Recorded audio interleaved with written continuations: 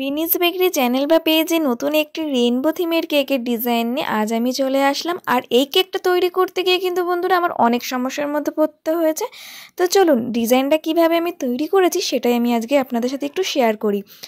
আর কেকটা তৈরি করতে গিয়ে কী প্রবলেম আমাকে ফেস করতে হয়েছে সেটাও আমি আপনাদের সাথে একটু শেয়ার করে নেব, যেহেতু পরবর্তীতে আপনারা যদি এরকম প্রবলেমের মধ্যে পড়েন তাহলে সেটাকে যাতে কীভাবে সলিউশন করতে পারবেন সেটাই কিন্তু আপনারা বুঝতে পারবেন। তো এখানে আমি প্রথমে কেক বেসে একটু ক্রিম লাগিয়ে তারপরে কেকের একটা স্লাইস দিয়ে তারপরে কিন্তু আমি এখানে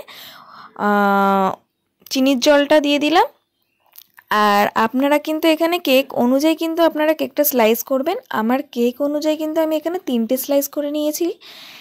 আর এই কেকটা আজকে আমার তৈরি হচ্ছে পুরোপুরি ম্যাঙ্গো ফ্লেভারের কেক। এর জন্য আমি ম্যাঙ্গো ফ্লেভারের ক্রাশটা দিয়ে দিচ্ছি।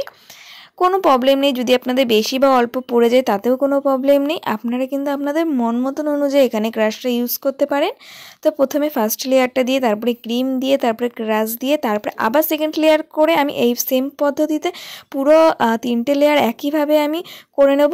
এর জন্য কিন্তু আমি এখানে ফাস্ট ফরওয়ার্ড করে দিয়েছি, নাহলে কিন্তু ভিডিওটা অনেকটাই লং হয়ে যেত। আর দেখতে যদি অসুবিধা হয় আর বুঝতে যদি অসুবিধা হয় তাহলে কিন্তু আমাকে কমেন্টের সাহায্যে জানাতে পারেন, তাহলে আমি পরবর্তী যেই ভিডিওটা আপলোড করব ওখানে আমি আপনাদের কোশ্চেনগুলোর অ্যান্সার অবশ্যই দিয়ে দেবো। এখানে আমি পুরোটা ক্রিম দিয়ে ক্রিম কোট করে নিচ্ছি, তারপরে কিন্তু আমি ফ্রিজে সেট হতে দেবো। আর এটা কিন্তু খুবই গুরুত্বপূর্ণ বন্ধুরা, ক্রাম কোটিং করে তারপরে কিন্তু ফ্রিজে সেট হতে দিতেই হবে।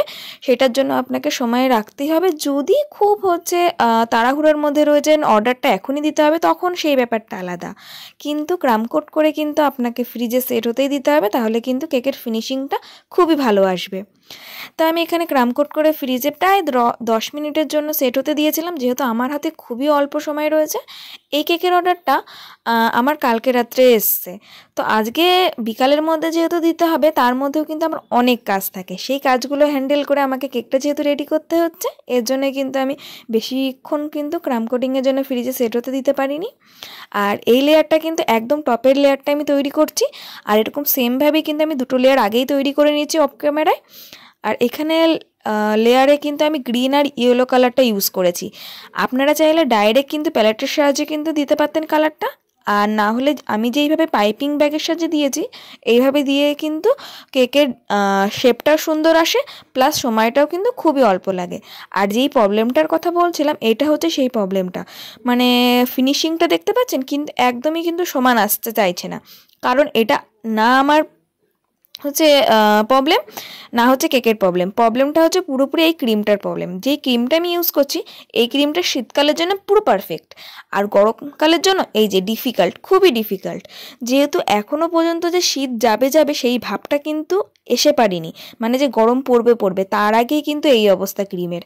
তাও আমার কাছে যেহেতু এই ক্রিমটা রয়ে গেছে, আমাকে এই ক্রিম দিয়ে যেহেতু চালাতে হবে, কিন্তু নো টেনশন, আমি কিন্তু সেইভাবে সুন্দর করে হ্যান্ডেল করে নিয়েছি। যতটা পেরেছি আমি ফিনিশিং দেওয়ার চেষ্টা করেছি। তাও দেখেছেন সেকেন্ড আর ফার্স্ট লেয়ারটা কেমন একটা দেখাচ্ছে, আর নিচের লেয়ারটা কিন্তু আমি অনেক কষ্ট করে যেহেতু তাড়াহুড়ো করেছি সুন্দর হয়ে গেছে।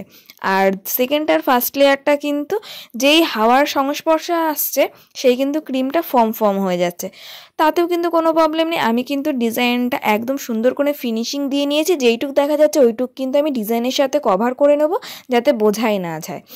কি করব বলুন, যেহেতু এই ক্রিমটা আমার রয়ে গেছে, তো এটা যেহেতু ফেলে দিতে পারছি না, এই ক্রিমটাকে তো আমি আর ইউজ করে নিতে হবে।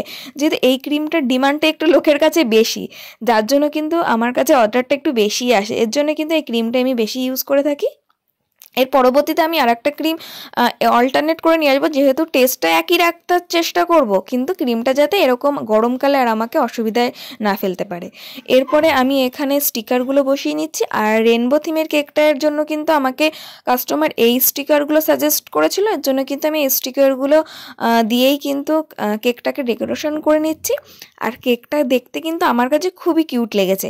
এইরকম ডিজাইনের কেক কিন্তু আমি ফার্স্ট বার তৈরি করলাম, কিন্তু এই কেক কেকটা মানে কেকের কাস্টমারটা কিন্তু আমার রিপিট কাস্টমার, মানে ইনি আগেও আমার কাছ থেকে প্রায় 3-4 বার কেক নিয়েছে, তারপরেও কিন্তু এই ডিজাইনটা আমাকে নতুন দিয়েছে। এটার জন্য আমার খুবই ভালো লেগেছে, কারণ অনেক কাস্টমার মানে আমি যেই ডিজাইনগুলো ক্রিয়েট করেছি সেই ডিজাইনগুলো আবার রিপিট করে, তখন আমার একটু ভালো লাগে না, যেহেতু আমি ওই ডিজাইনটা করেছি আর করতে ইচ্ছা করে না, কিন্তু কি করব, কাস্টমারের চাহিদা তো আমাকে পূরণ করতেই হবে। এর জন্য আমি এই দাদা আমাকে যেহেতু অন্য ডিজাইন দিয়েছে সেটা পেয়ে কিন্তু আর করতে পেরেও কিন্তু আমি খুবই খুশি। আমি কিন্তু কোনো কাজ যদি নিখুঁত না হয় তা ততক্ষণ কিন্তু আমি করেই থাকি, আর মনের মধ্যে একটা খুঁতখুঁত থাকেই। আজকে যেহেতু একটু খুঁতখুঁতপানা রয়েছে, যেহেতু ক্রিমটা ফিনিশিং সেরকম আমি একটা দিতে পারিনি বলা ভুল, যেহেতু ফিনিশিং আসতেই চাইছে না এই ক্রিমটার জন্য, আর কি করা যাবে, তো তার জন্য কিন্তু আমি ঠিকঠাক করে নিয়েছি। আজকের জন্য এইটুকুই, টাটা।